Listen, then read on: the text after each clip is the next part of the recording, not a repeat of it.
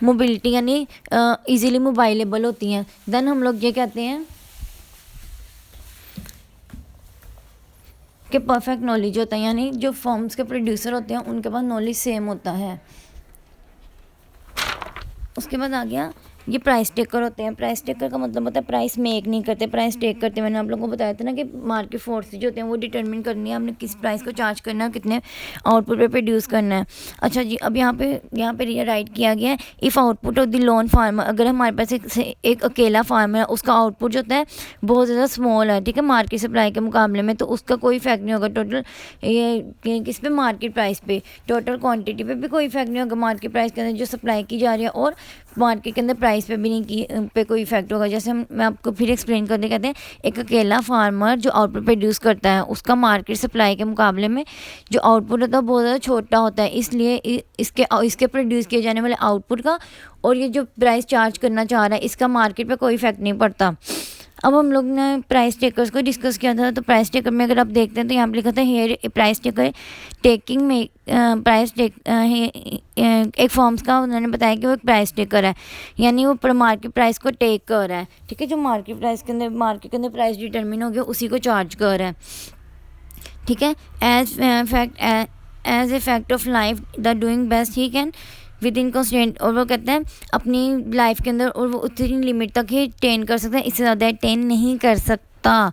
यानी market forces जो market force यानी डिमांड और सप्लाई ने जो प्राइस डिटरमिन कर दी है, ठीक है, उससे ज़्यादा चार्ज नहीं कर सकता, वहाँ पे एक लिमिटेशन आ गई है। अब यहाँ पे हम लोग ने नेक्स्ट डिस्कस करना है मार्केट डिमांड क्या होती है और फर्म की डिमांड क्या होती है। तो कहते हैं यहाँ पे राइट किया you must distinguish between the market demand curve and demand curve confronting a particular firm. कहते हैं अगर आपने परफेक्ट कंपटीशन को बताना है तो आप लोग क्या करोगे, मार्केट डिमांड कर्व को और एक इंडिविजुअल फर्म का जो डिमांड कर्व होगा उसको अंदर फ़र्क करना देखोगे। जो हमारे पास मार्केट डिमांड कर्व होता है वो डाउनवर्ड स्लोपिंग होती है, नीचे की तरफ स्लोप मूव कर रहा होता है, ठीक है, जिसका मतलब ये होता है कि जैसे जैसे प्राइस हमारी इंक्रीज है डिक्रीज है हमारे आउटपुट पे इफेक्ट पड़ रहा है, ठीक है। जब प्राइस डिक्रीज होगी तो आउटपुट इंक्रीज हो जाएगा, प्राइस जो होती है इंक्रीज होगी तो आउटपुट डिक्रीज हो, तो इस तरह से। लेकिन वो कहते हैं कि परफेक्ट कंपेटिटिव मार्केट के अंदर, ठीक है, इंडिविजुअल फर्म्स के लिए डिमांड कर्व क्या होता है, रिमेन द सेम, हॉरिजॉन्टल होता है, यानी जितना तमाम एक प्राइस एक रहती है और आउटपुट बढ़ता है, जितना मर्जी आउटपुट सेल करें एक ही प्राइस पे होगा। अब देखें यहाँ पे लिखा हुआ है, यहाँ पे राइट किया गया है this is to say the market demand for catfish is downward sloping, market demand for the demand for car is downward sloping, यानी मार्केट डिमांड जो उन्होंने कैटफिश के लिए की थी ना वो डाउनवर्ड स्लोपिंग है, यानी उनका जो कर्व है वो नीचे की तरफ मूव कर रहा है।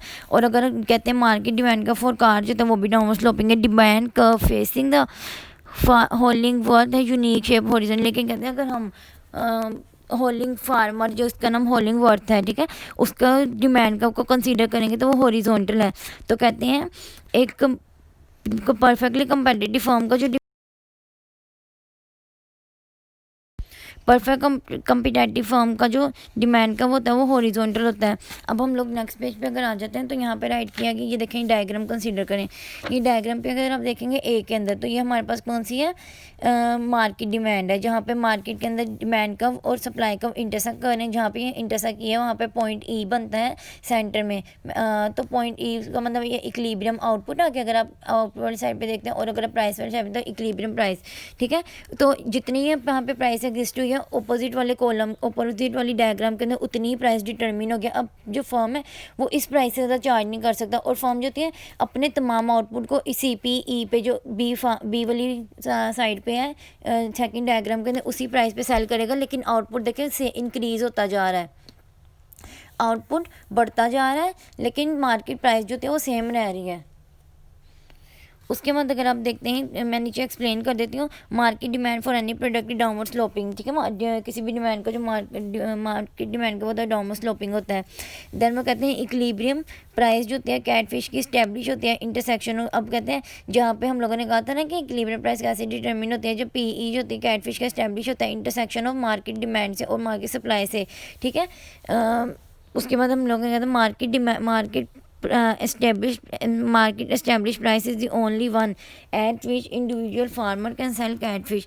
मार्केट established प्राइस जो होते हैं वो प्राइस होते हैं जिस पे इंडिविजुअल फार्मर जो होता है अपनी तमाम कैटफिश को सेल करता है. इफ़ दी फार्मर अगर फार्मर जो होता है आस्क करता पूछता है हायर प्राइस के बारे में, तो कोई भी जो होता है कैटफिश को परचेज़ नहीं करना चाहेगा. ये बी वाली डायग्राम के अंदर आप देखें, मैंने यहाँ पे पेंसिल से मार्क किया वो प्राइस ऊपर P2. अगर फर्म जो होते हैं इतनी प्राइस चार्ज करना चाहती है तो कोई भी कंज्यूमर जो होता है वो इस फर्म से जो होती है परचेज़ नहीं करेंगे, वो किसी और फर्म के पास मूव कर जाए क्योंकि आउटपुट सेम मिल रहा है लेकिन वो प्राइस ज़्यादा चार्ज कर रहा है. बट लेकिन a farmer can sell A catfish at equilibrium price. The loan farmer contract horizontal demand पे. जो सिंगल फार्मर होगा वो एक ही डिमांड को फेस करेगा अपने तमाम आउटपुट के लिए, मतलब कि प्राइस सेम चार्ज करेगा, आउटपुट जितना मर्जी सेल करे. देन आप नीचे तक देखेंगे तो हाईलाइट हुए हैं द मार्केट डिमांड का for product is always downward sloping. यानी मार्केट डिमांड का अगर आप देखेंगे ये वाली ए डायग्राम के अंदर तो हमेशा डाउनवर्ड स्लोपिंग बनता है, लेकिन मार्केट डिमांड का परफेक्ट कंपेटिटिव